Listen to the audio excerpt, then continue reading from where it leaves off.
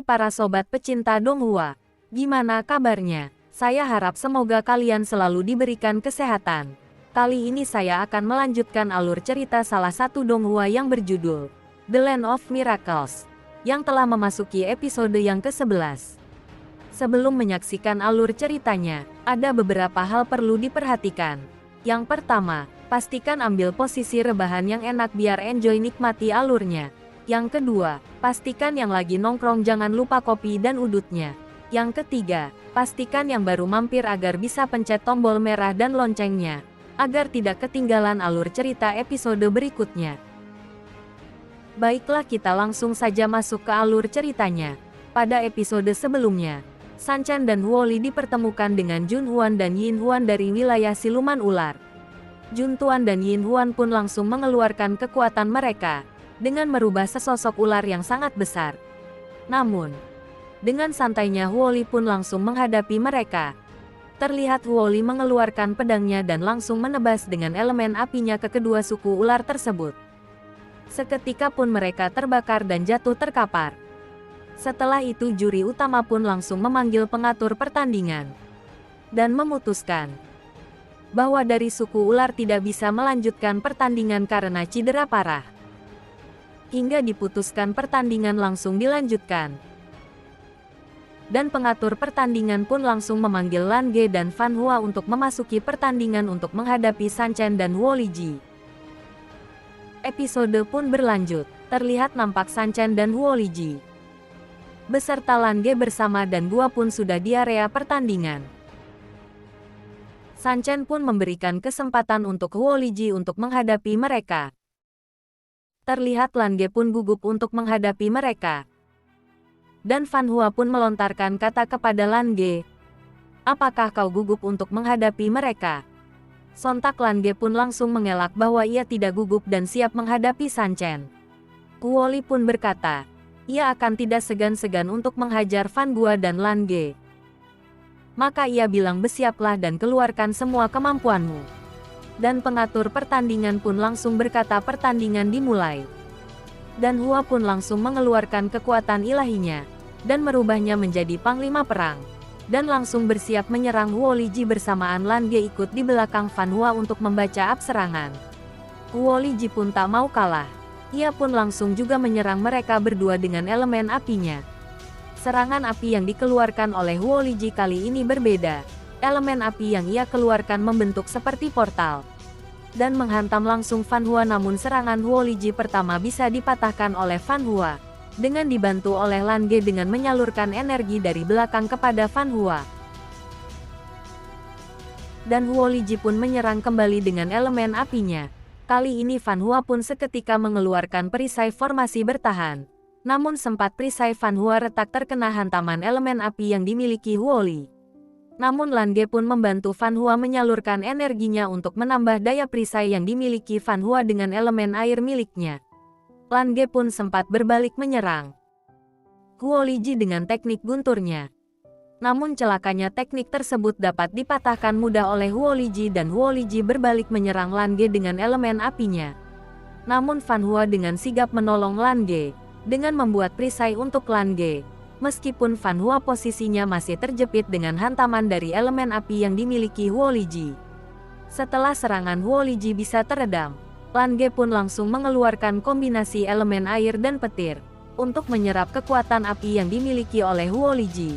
Lalu Lan Ge menyatukan elemennya dengan Fan Hua. Terlihat Huoli Ji sempat kaget elemen apinya terserap oleh elemen air milik Lan Ge. Huoli Ji pun dengan terpaksa mengeluarkan pedang andalannya untuk menghadapi Fan Hua dan Lan Ge dengan serius. Ia pun dengan mudah menebas elemen air yang dimiliki Lan Ge. Fan Hua pun dan Huoli Ji pun langsung baku hantam dengan andalan pedangnya masing-masing. Namun Fan Hua sebelumnya sudah mempunyai taktik. Ia pun langsung mengeluarkan pedang ilahi pembelah langitnya menghantam Huoli Ji. Namun Huoli Ji pun mengeluarkan perisai tubuh apinya dan sekaligus mematahkan serangan Fan Hua. Lalu kemudian Huoli pun menyerang dengan kekuatan full menghantam Fan Hua. Sempat serangan Huoli Ji menahan. Namun tak lama perisai yang dimiliki Fan Hua pun pecah dan serangan Huoli Ji berhasil menembus dan membuat Fan Hua terhempas. Kemudian Lan Ge pun sempat menolong Fan Hua. Namun, dengan kekuatan Huo Liji powerful mereka berdua pun terhempas dan mengakibatkan Fan Hua dan Lan Ge terluka. Untung saja Lan Ge telah berhasil menguasai elemen airnya sebelumnya yang dimana berguna untuk memulihkan kondisi badan dengan cepat. Lan Ge pun mengalirkan elemen airnya kepada Fan Hua untuk menyembuhkannya. Seketika mereka pun pulih kembali dengan cepat, dan mereka pun siap bertarung kembali. Sempat terlihat Huo Liji meledek. Mereka berdua dengan menertawakan mereka dan mengatakan ia siap untuk meladeni mereka kembali.